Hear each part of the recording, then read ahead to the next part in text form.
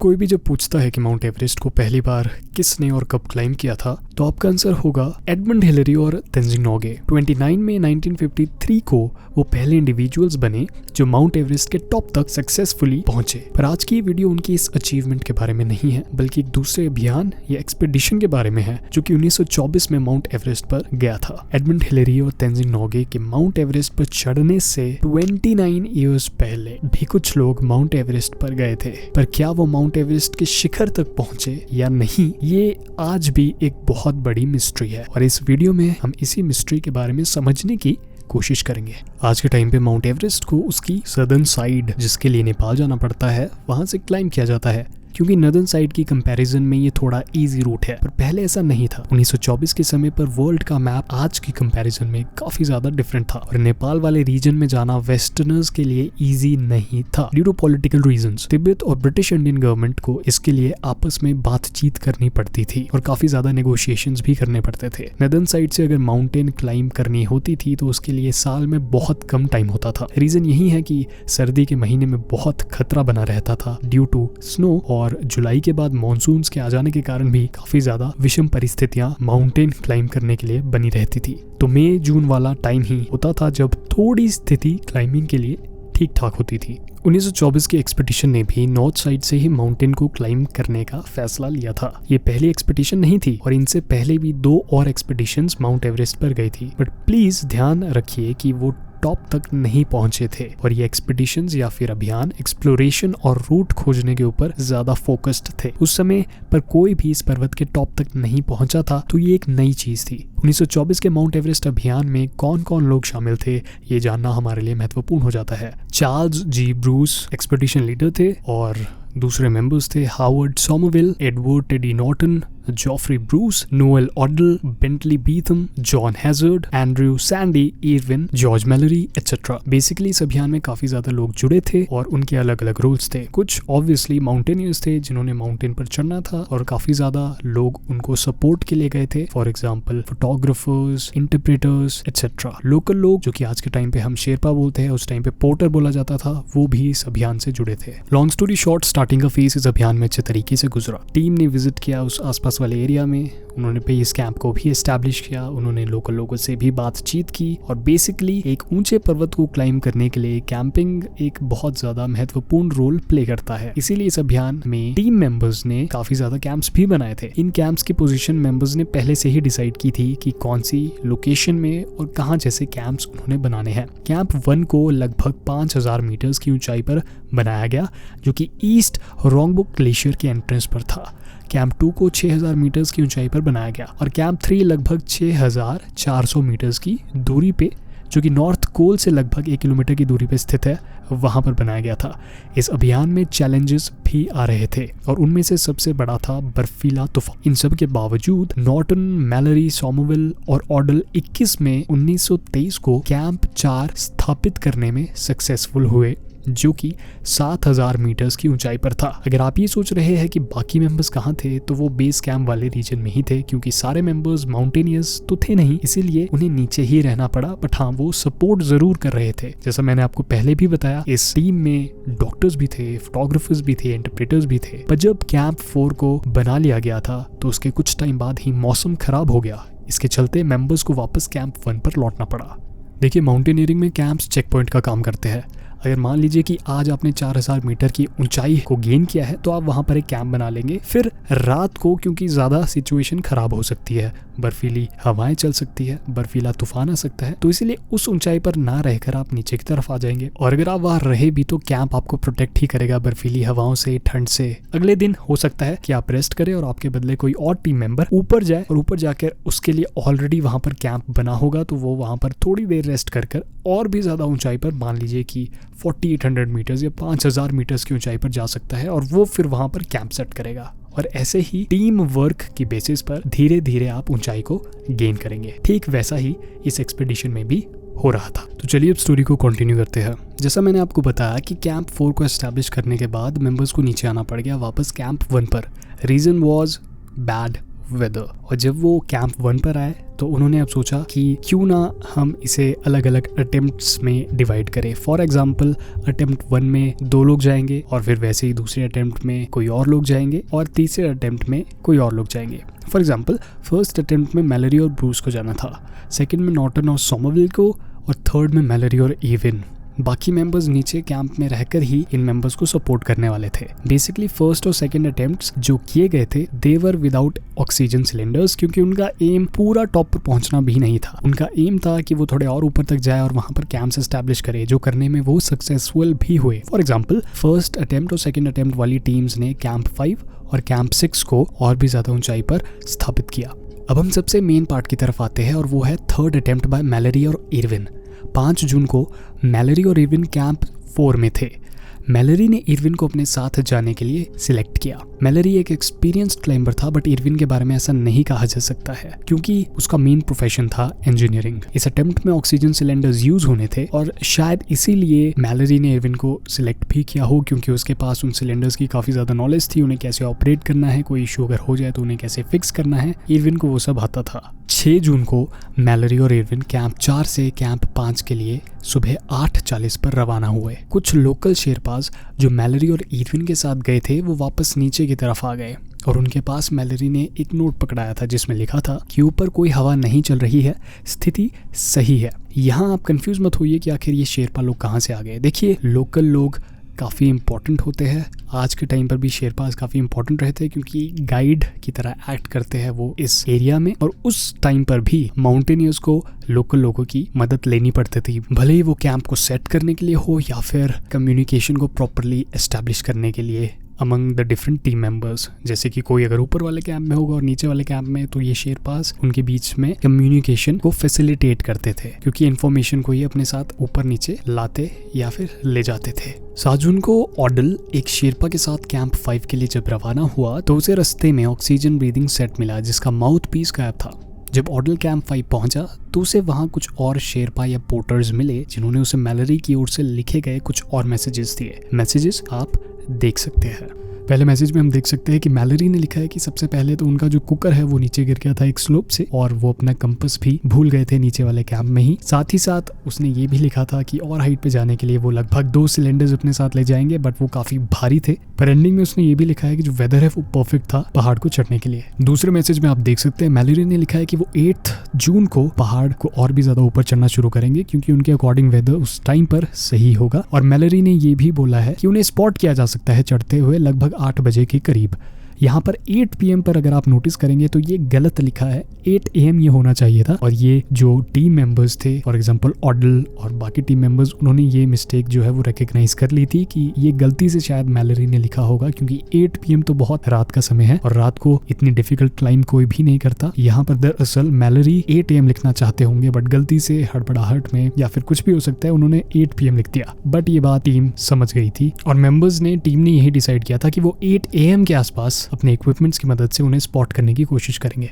Order के साथ आए शेरपा की तबीयत अचानक से जब बिगड़ गई तो उस कारण से ऑडल को शेरपा के साथ नीचे जाना पड़ा और कैंप 4 पे वो लोग आ गए। कुछ और शेरपा जो उनके साथ थे वो भी उनके साथ कैंप 4 में आ गए। 8 जून सुबह लगभग 8 बजे जॉन नोल और 2 शेरपा कैंप 3 के ऊपर वाले रीजन में थे, जहां से वो एक टेलीस्कोप की मदद से मैलरी और इरविन को स्पॉट करने की कोशिश कर रहे थे, क्योंकि वहां से माउंट एवरेस्ट का टॉप वाला रीजन विजिबल था। पर 10 बजे के आसपास काफी ज्यादा बादल पहाड़ के आसपास छा गए और व्यू को ब्लॉक कर गए। ऑडल जो कि कैंप 4 में पिछले दिन यानी 7 जून को आया था, वो 8 जून को कैंप 6 की तरफ वापस से निकला। उसे भी मैलरी और इरविन धुंध के कारण पहाड़ पर कहीं दिख नहीं पाए। पर 12:50 पर जब ऑडल लगभग 7,900 मीटर की ऊंचाई पर पहुंचा तो उसे वहां से फाइनल रिज के आसपास जो रीजन था वहां पर मैलरी और इरविन चढ़ते हुए दिखे। वो काफी ज्यादा दूर थे और सफेद चादर पर काले बिंदुओं की तरह दिख रहे थे। जहां एक तरफ उन्हें देखकर ऑडल ने राहत की सांस ली, वहीं दूसरी तरफ वो चिंतित भी हुआ, क्योंकि मैलरी और इरविन तय शेड्यूल से लगभग 5 घंटे पीछे थे। जहां ऑडल ने उन्हें देखा वहां उन्हें 5 घंटे पहले होना चाहिए था। 2 बजे के करीब जब ऑडल कैंप 6 पर फाइनली पहुंच गया, उसी समय बर्फीला तूफान भी शुरू हो गया और उसने वहां से मैलरी और इरविन को सिग्नल देने के लिए सीटियां बजाना शुरू किया और चिल्लाना भी शुरू किया, ताकि वो उन्हें अलर्ट कर दे रिगार्डिंग द स्टॉर्म। और क्योंकि बर्फीला तूफान चल रहा था इसलिए ऑर्डल ज्यादा देर तक ऐसा नहीं कर पाया, उसे कैंप 6 में ही अंदर शेल्टर लेना पड़ा अपने आप को प्रोटेक्ट करने के लिए ठंड से। ये जो तूफान है लगभग 4 बजे के करीब शांत हुआ और उस समय पर ऑर्डल कैंप 6 से बाहर निकला और उसने आसपास देखने की कोशिश की मैलरी और अर्विन को, क्योंकि अब आप देखिए 12:50 पर ऑर्डल ने उन्हें स्पॉट किया था रिज के पास टॉप पर। तो अब 12:50 से लेकर काफी घंटे बीत चुके हैं, 4 बज चुके हैं। तो ऑर्डल एक्सपेक्ट कर रहा था कि शायद वो टॉप पर चढ़कर अब नीचे की तरफ भी आ रहे होंगे, पर जब उसने आसपास देखा, उसने फिर से आवाजें लगाई, सीटियां बजाई, तो उसे कोई भी रिस्पॉन्स नहीं मिल पाया। ऐसे में ऑर्डल नीचे की तरफ आ गया। उसने सोचा कि शायद असेंड करने में उन्हें टाइम लग गया हो और उसी के कारण डिसेंड करने में भी, नीचे आने में भी जो मैलरी और इरविन है उन्हें टाइम लग रहा हो। और चढ़ने से पहले ऑर्डल ने जब मैलरी और इरविन से बातचीत की थी तो उनका यही प्लान था कि ऑर्डल कैंप 6 से वापस रिटर्न कर जाएगा और मैलरी और इरविन टॉप से नीचे की तरफ कैंप 6 पर आ जाएंगे। रीजन यही था कि कैंप 6 में सिर्फ 2 लोगों के रहने की जगह थी, 2 लोगों के लिए ही वहां पर प्रोविजंस अवेलेबल थे। इसीलिए ऑर्डल ने नीचे आने का डिसीजन लिया, क्योंकि वो एक्सपेक्ट कर रहा था कि मैलरी और इरविन कुछ टाइम बाद शायद ऊपर से कैंप 6 की तरफ आ जाएंगे। और शाम के 6:45 पर ऑर्डल कैंप 5 पर आ चुका था। अगले दिन भी मैलरी और इरविन का कोई अता पता नहीं लग पाया। ऑर्डल फिर से कैंप 6 पर अकेले गया, बट वो ठीक वैसा ही था जैसे उसने पिछले कल छोड़ा था। कैंप 6 से और ऊपर चढ़कर ऑर्डल लगभग 8,200 मीटर्स की ऊंचाई पर पहुंचा। तो उसने फिर से एवरेस्ट की चोटी वाले एरिया में मैलरी और इरविन को ढूंढने की कोशिश की, बट उसे वहां पर कोई भी नहीं दिखा। ऑर्डल ने आवाजें भी लगाई, ऑर्डल ने सीटियां भी बजाई, पर उसे कोई रिस्पॉन्स नहीं मिल पाया। कुछ दिन बीत जाने के बाद 11 जून को मेंबर्स वापस लौट गए और उन्हें पता चल चुका था कि शायद मैलरी और इरविन किसी अनहोनी का शिकार हो गए थे। And they were right. आने वाले सालों में बहुत ज़्यादा कोशिशें की गई उनकी बॉडीज़ को रिकवर करने के लिए, उनकी बॉडीज़ को ढूंढने के लिए, पर उनकी बॉडीज़ नहीं मिल पाई थी। It was only 1999। आप कुछ सोचिए, 1924 में ये एक्सपीडिशन गई थी और ये दोनों लोग उसी वर्ष गायब भी हुए थे। और 1999 में जाकर एक बॉडी मिली एवरेस्ट के रीजन में, जिसे जब प्रॉपरली एनालाइज किया गया on the basis of equipments जो कि इस बॉडी में मिले, क्लोथिंग एटसेट्रा, तो पता चला कि वो मैलरी की थी। इरविन की बॉडी आज तक नहीं मिली है, but I am pretty sure कि वो भी कहीं आसपास ही वहां पर बर्फ में शायद दबी होगी। वेल, तो अभी तक जो मैंने आपको लंबी चौड़ी कहानी बताई, इसमें आपको कुछ मिस्ट्री नहीं लग रही है, क्योंकि मैंने आपको बता दिया कि कैसे कुछ मेंबर्स गए, जिनमें से 2 मेंबर्स जो थे वो गायब हो गए। उनमें से एक की बॉडी मई 1999 में ढूंढ ली गई, दूसरे की आज तक नहीं मिली है और शायद वो चढ़ते वक्त नीचे गिर गए थे, जिसके कारण उन्हें चोटें आई और वो मारे गए। तो इसमें मिस्ट्री क्या है? देखिए, मिस्ट्री ये नहीं है कि वो कैसे मारे गए और आखिर उस टाइम पे क्या हुआ। डेफिनेटली ये एक ऐसा क्वेश्चन है जो हमारे दिमाग में आता ही है, बट कहीं ना कहीं इसका आंसर हमें पता है कि गिरने के कारण वो शायद मारे गए होंगे। और